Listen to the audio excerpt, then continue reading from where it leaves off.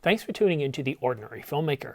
Subscribe to get notification of new videos like this one so you don't miss any news, rumors, gear reviews, or tutorials. And a big thanks to Atomos for sponsoring The Ordinary Filmmaker. I'm using the Ninja 5 external recorder for all my studio work as it saves me an awful lot of time in post. So if you want to speed up your projects in post, then use my links down below to purchase your own Ninja. It also helps support this channel. And now for a quick recap of this week's news, but just before I get into each news story, you're going to notice that I have a picture-in-picture here. If you want to find out more details about the story, go ahead and click on the link indicated and you'll get the full video breakdown. Now this has been a very exciting week for camera news. We started off on the 12th with news that Canon's killing off more EF lenses. We also got confirmation that the GH6 is coming this year, and we got that right from Panasonic themselves. I think it was Yamane-san if I remember correctly. Now, Canon announced the RF 100mm f2.8 macro lens, the 400mm f2.8 telephoto, and the 600mm f4 telephoto, all L series lenses. They're priced at $1399, $11,999, and $12,999 respectively. Now, I've actually gone ahead and pre-ordered the 100mm f2.8. So I'm really looking forward to seeing that lens soon. Well, when I say soon, I mean July. There's no way I'm going to get it sooner.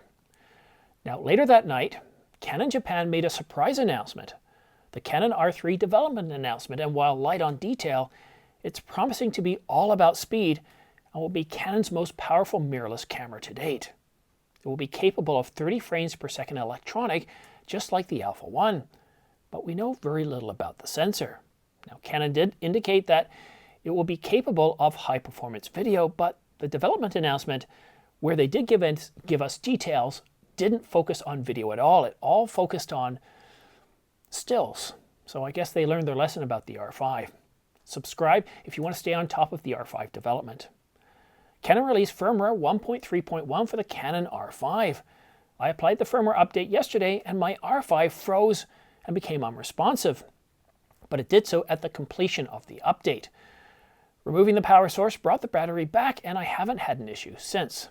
Now, like some of you have pointed out, I suspect the issue might have been caused by using Canon's dummy battery instead of their LPE6N battery. So for future updates, I'm just going to use a battery. Friday turned out to be a solid day for news as well. Not quite the day we've become used to. It's usually quite a sleeper. Fuji announced the XF 18mm f1.4. Sony announced firmware 1.01 for the Alpha 1. And OM Digital gave another interview. This time, CEO Murata-san answered DP Review's questions. Lots of interesting developments in this one. I highly recommend watching this video right here for the highlights. But now, it's time to answer your questions. Got a question for next week's video? Post it in the comments section down below, and I might just be answering your question next week. And now, for our first question. John asks, whom should I pre-order my EOS R3 to ensure I get it quickly? Well, that's really tough. Now, I've got a couple of suggestions. Now, if you're in Canada, I highly recommend reaching out to Patrick at Downtown Camera. If you're not in Canada, then consider using my links down below to pre-order the Canon EOS R3. B&H has a pretty good track record, but you want to get in there and pre-order it right now. Don't wait too long. Hopefully this time around, Canon will do a better job of supplying the camera. We'll just have to wait and see. Now, based on all the news that I've heard, Canon's supply chain issues have improved and they're back on target, but I'm not 100% sure of that because there's still a global shortage of electronic components, and I can't see Canon being completely insulated from that. So I do expect we'll probably still have some issues. So if you really want the R3, go ahead, go to B&H, pre-order it right now, or if you're in Canada, call Patrick at Downtown Camera. The links to both are in my description down below. Xvision asks, do you believe that the Canon R1 will opt for 20 to 30 megapixel stills at 30 to 60 frames per second or have a higher resolution with a lower number of frames per second? I can't wait for a proper global shutter so there's no more issues with rolling shutter when using electronic shutter. I mean, anything I'm going to say here is pure conjecture. All the rumors that we had for the Canon EOS 1 within the first month of January pretty much just disappeared.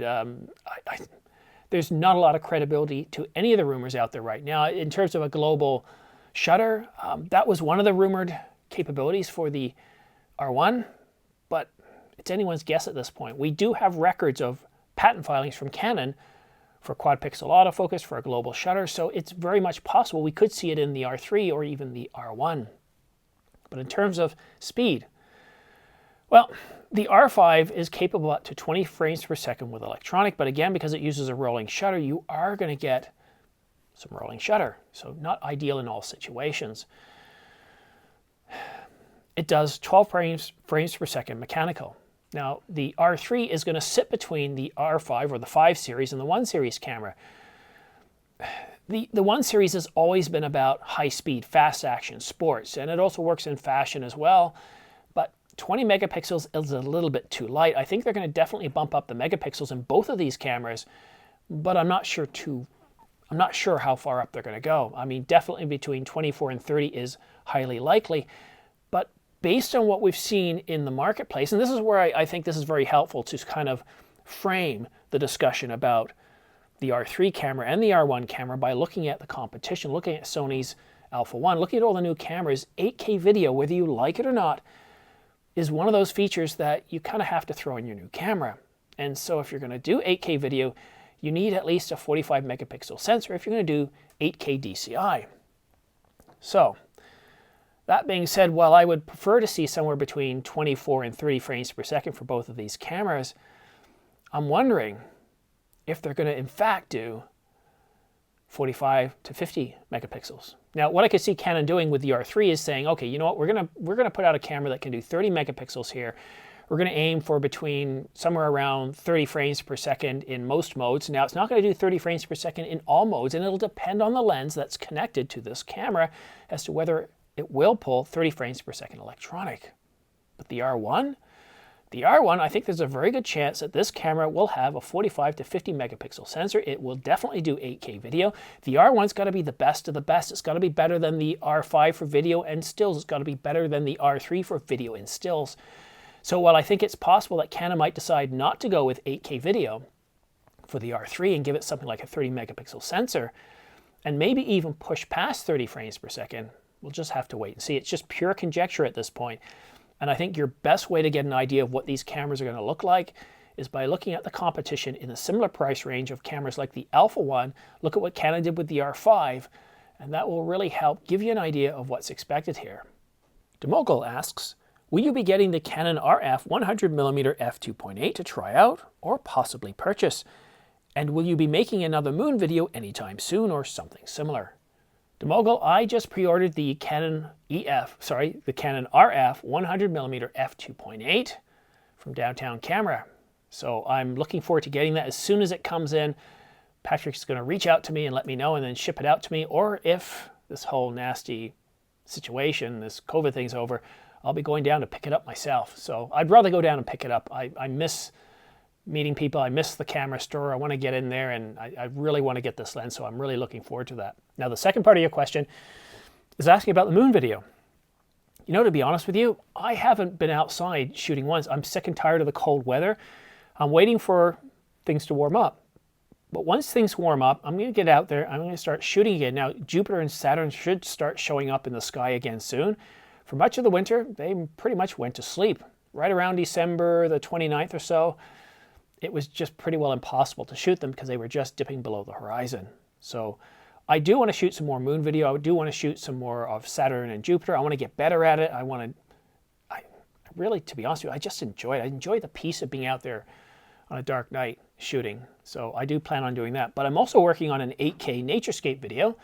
I'm capturing various things as I'm allowed to, and I plan on shooting with the 100mm too to catch some macro video up close. That'll be an 8K. And so probably just before Christmas, I'll be releasing my 8K naturescape video. Hopefully, it's really tough because they've locked us down here and they might even put a curfew on. And with that, it's very hard to explore and get the necessary footage that I need for this naturescape video. But that's currently what I'm working on. So good question, Demogul. Adhish asks, which RF glass do you recommend for someone who doesn't like to switch lenses often? Photography and videos, both. I've got two. I think the 24-105 f4 L series is the perfect general purpose go anywhere lens. It's weather sealed. It's f4 throughout the entire focal range, and I really like that. But as much as I like this lens, it'll make you lazy. Because what a lot of people do, especially beginners starting out, is when we hold the camera, we take some video or we take some shots, we frame it and we realize, oh, we don't frame them right, so let's zoom in a bit more. And it does make us lazy. So that's why my second favorite lens is something like the 50mm f1.2. And here's why. It forces you to move to frame the camera. Now on the 24-105, you can set it to 50.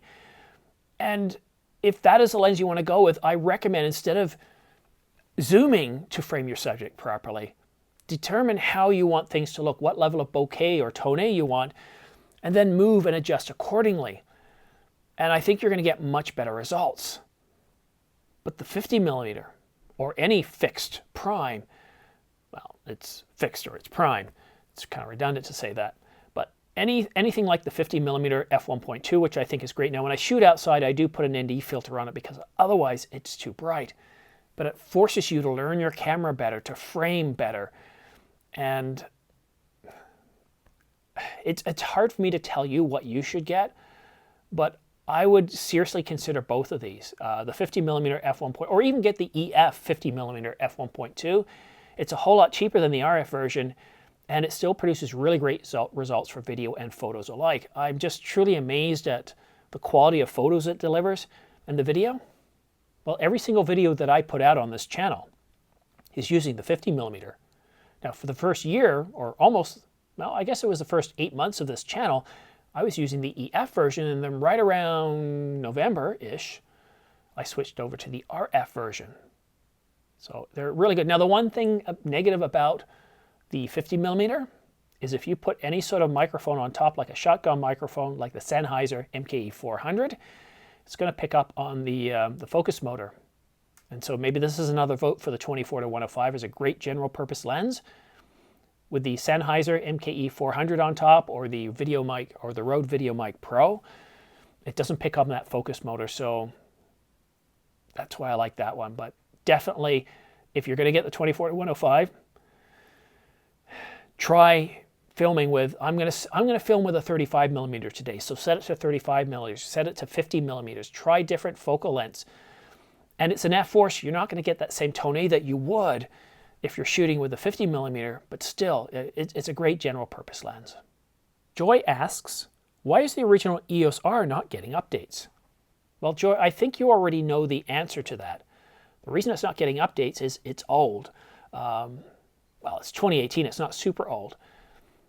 So the whole point behind the EOS R and the RP was to let the whole camera world know that Canon was serious about mirrorless. They were jumping into it with both feet, and these were some offerings to keep the market interested, because they would have lost another 2 years to Sony and others not having a full-frame mirrorless camera.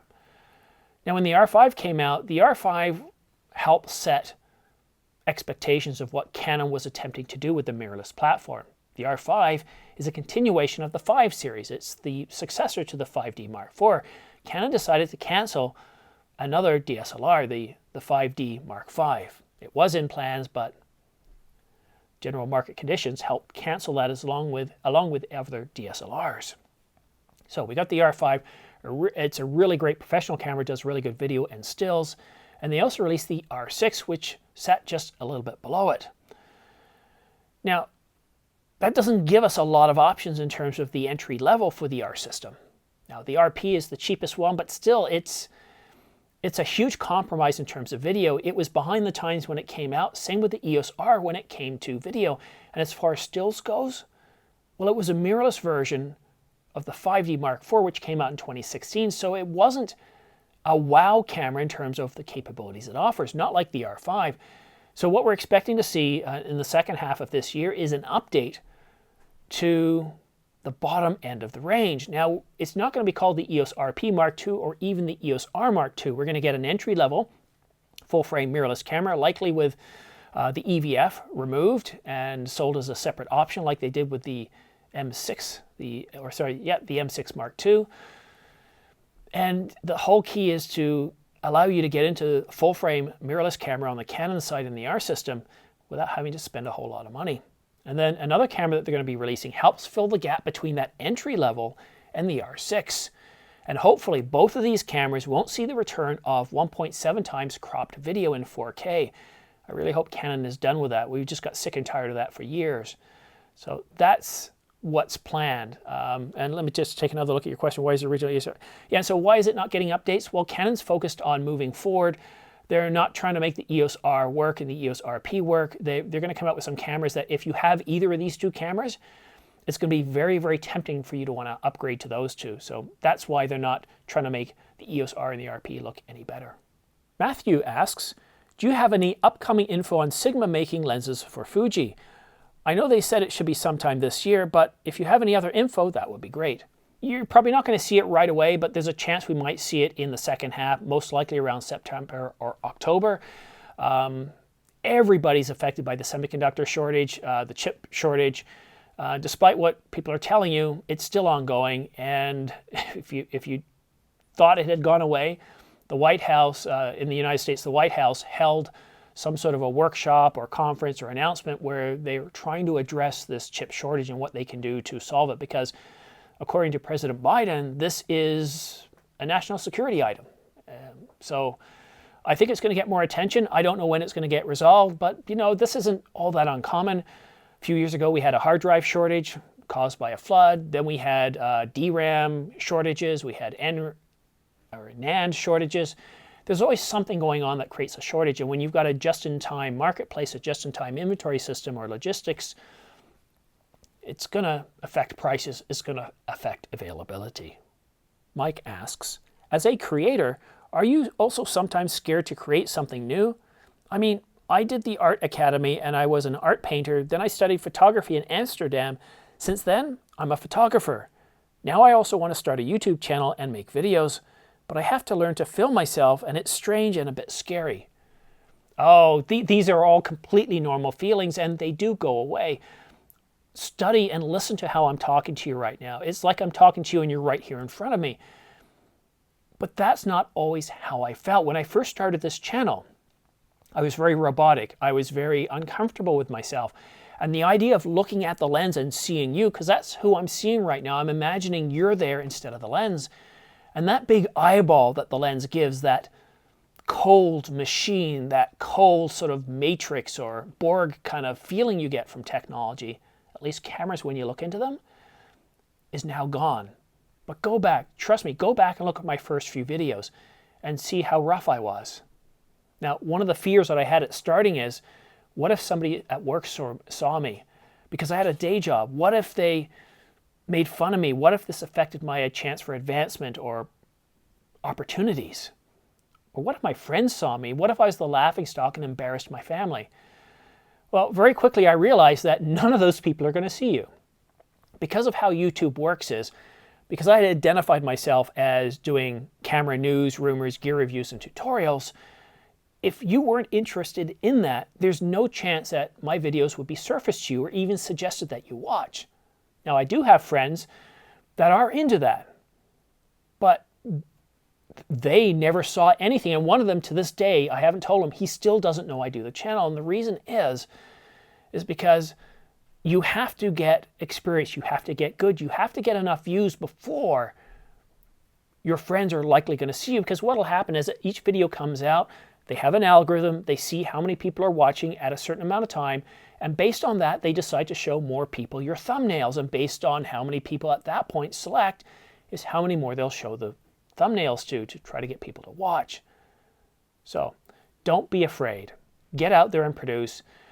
The biggest tip I can give you, or the best tip I can give you, is to just start producing. Produce daily. Produce short videos. Make them clear, concise, and coherent. Just the way you write on paper, you need to also communicate. And I use a teleprompter to help ensure that I don't ramble too much and that I stay on point. So script things out. Try using a teleprompter. And after you do it, take a look. What did you do wrong? Then for your next video, say, okay, this is how I'm going to do it differently. And you're not going to get better overnight. For me, it took about 5 months before I really started to feel at ease with the camera. And now I've been doing it for a year and a quarter, and I'm quite comfortable with the camera. I've got my tone down a whole lot better. I'm not rushing to finish my thoughts, and I'm able to show a lot more natural emotion on my face, because when we talk to each other face to face, we match the other person and how they smile and how they posture. And if I yawn, did you just yawn right now? It's a natural reaction. And if I scratch my eyebrow, did you also just scratch your eyebrow? Now, without a person here, it becomes a lot more difficult. Now, what I started doing to help me become a little bit more natural at this, I took a photo of my son and I put it right underneath the lens. So every now and then I'd see that and I'd just start laughing because it was a silly photo. And that's another approach too. And there's many different gimmicks you can try, but you know, you gotta produce. You gotta find out what you didn't like, tweak it, try it in the next video, produce videos quite often, and use some tools that are helpful, like teleprompter with an iPad is a great tool. And I've got the links down below. I use the Glide Gear TMP100. I use a basic iPad, and the results are really, really terrific. It just takes time. Another thing you can do too is go back and watch my first video, and then every month pick another video, watch it, and notice how I improved. And you can see over time the changes that I add. Really good question. Bala Productions Salsa Dance School asks, do you use a teleprompter when you shoot? Just curious. Well, if you just watched my last question, then you're going to know the answer to that. I didn't start using a teleprompter until probably last January-ish, or maybe December. And it's called the Glide Gear TMP100. I have the link down below. You can purchase on Amazon, on B&H. And I think it's around $200. And it's terrific. So it's $200 for that. And then what you can use an iPhone, an iPad, and you just need some software. So I went ahead and purchased the base level iPad. It was $329. It's got 16 or 32 gigs of RAM. And I I paid for 2 different applications. Prompt Smart Pro. What I like about that one is, as I speak, it listens to me. And if I go off topic, it'll stay there. If I speak faster, it'll speed up. And I love that capability. Now, lately, I have been having some troubles with it, but I find it still works very, very well. It's very capable, and I think it's around $20 US. The other one I use is teleprompter. And what I like about this one here is I can use foot pedals, and this is very good if I'm doing interviews and the person decides to change what they're talking about. So what I can do is, because quite often the iPad will only hear my voice, it won't hear the other person speaking. So with my feet, I can control the text on the screen, so that way it's right where I want it to be. So those are 2 applications that I use, and I find them very useful. But again, they're not going to make you perfect overnight, as it didn't with me. It takes time. It's a tool, but like any tool, it's how you use it that determines the results you get. And our last question is from Pierre. Did you at some point regret upgrading to the Canon EOS R5 or ever thought about the Sony a7S III? I don't know why I saved this question to last. This should have been right at the beginning. Pierre, I've been shooting with a Canon EOS R5 since about July the 20th. I had it on loan for Canon for a few days before the launch, and I've been shooting with it every day since. I got to tell you, I love this camera. It's terrific. It's one of those cameras where it was way above my capabilities, but I've grown into it quite well. But there's still so much more I can take advantage of. Now, on the still side, I haven't used very much, but on the video side, I never thought I would use 8K. I just thought it was silly. I didn't think it would be useful enough. But I was bored. There wasn't a lot of news. So one day, I think it was in January or February, I took my R5 outside. Now, it was about -6 or -7. It was sunny, and we'd just gotten a bunch of snow, so it was loosely attached to the trees. There was a minor breeze of about 1 to 2 miles an hour or 1 to 3 kilometers an hour, just enough to get some of the snow to fall off the branches. I shot in C-Log. I shot in 8K. I didn't try RAW. RAW would have just be, I think it's like 2.9 gigabits per second. So I just stuck with 8K C-Log, so it's 10-bit 422. And I shot probably about 10 minutes outside. There was no risk of overheating with the temperatures, but I shot what I wanted. I was only trying to get about a minute of video. When I brought it into the computer, I was editing on a 5K display. I was just astonished at how good it looked. I was impressed, I was amazed. And I put out a video, it was 10 minutes long. I even shot the studio portion in 8K. And the quality was truly amazing. Just seeing the detail of the snow, seeing everything in sharp focus, changed my outlook on the camera and what I want to do in other creative expressions. So I started shooting other scenes in 8K, and my goal is by Christmas to put out there an 8K naturescape video. Hopefully I have enough for about 8 minutes, but the way it's going, I'm looking like I'll be lucky to get 3 or 4 minutes. And I haven't even tried RAW yet. So what I love about this camera is its ability to allow me to explore. Now the Sony a7S III, I had it here for a couple of weeks and I loved the camera. I loved how easy it was to set up. I'd never used a Sony before. Well, that's not true. I did have the Sony a7 III for a few hours and I didn't like the old menu system. But this, it was easy to set up.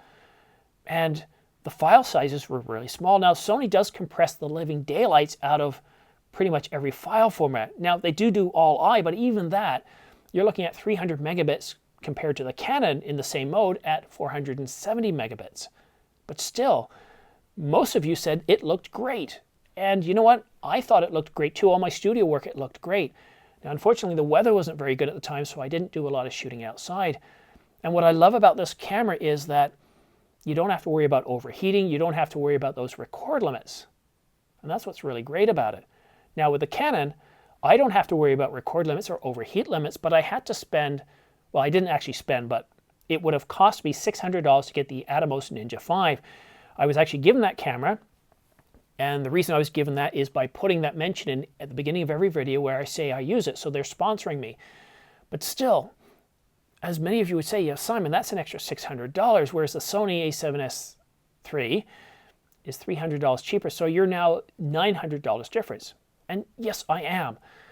But you see, you've got to, you're not comparing apples to apples here. And let me go into a bit more detail. I love being able to shoot 8K. I love being able to get the detail I get from the Canon. So the files are huge. Yes, 4K is minimum of 470 megabits per second. And I quite often shoot where I'm doing C-Log and I'm up to 970 megabits per second. And 8K is even above that. But the Ninja 5 solves the record limits, it resolves the overheat limits, and I don't have a problem there. Now on the Sony side, it's not completely without its challenges as well. I don't like IPB. I like getting the information right off the sensor. I want to get as much detail as I can. And this is where an external recorder like the Ninja comes in, allowing me to get the best detail I possibly can out of the Sony a7S III in all modes. And that's what I really like about the external recorder. And plus, that extra dynamic range you also get from the Sony a7S III. So with the external recorder, I'm able to push what the a7S III can do better. And plus, storage cards. On the a7S III, they're very expensive. Now, V90 cards are expensive for both systems, but your CF Express Type A, there is no 2 terabyte CF Express card Type A like I have for the Canon R5. When I did the review, the largest capacity card was 160 gigabytes at $399. Now in comparison, on the R5, the Angel Bird is, I think it's $800 or $850, and it's 2 terabytes. And it's faster. So you've got 8 times the storage. Now, how does this help you? Because the Ninja 5 doesn't allow you to use CF Express cards. No, it doesn't, and V90 cards aren't that much cheaper. I use mostly the V90 cards for photos. But the Ninja allows you to stick in a standard size SSD. Now, I use the Angel Bird 512 gigabyte one because it's up there. It's equivalent to the Samsung Pro, but you could still record videos with an Evo. I'm just not sure how well it goes. I haven't tried it out. I probably should, but I'm a little bit short on storage. But the advantage is you're able to use standard drives like a Samsung Evo for, fraction of the cost that you would pay for the Type A cards. So it helps liberate you. So to answer your question, do I regret it? No. But I would like to add further, I would like to have both cameras. I wish I could keep the R5, and I'd also like to have the a7S III, both the studio cameras, and I would like to just more or less leave the Sony a7S III on here and then use the R5 for my outdoor work, where I really do need that extra detail, that ultra sharp 4K, where it's 8K oversampled video, or even the 8K video. I mean, the Sony can't compete to the level of detail in those modes. Well, it doesn't even do 8K, right? So I would use the Canon R5 as my exterior camera, my outdoor camera, and just leave the Sony a7S III locked on here. But the problem for me is spending $6,000, and I've looked at this and I came to the decision that I can't afford to spend another $6,000 on a camera that gives me the same capabilities that I have already. Someday I really do hope to have the a7S III as my studio camera, but I'm too young for that yet.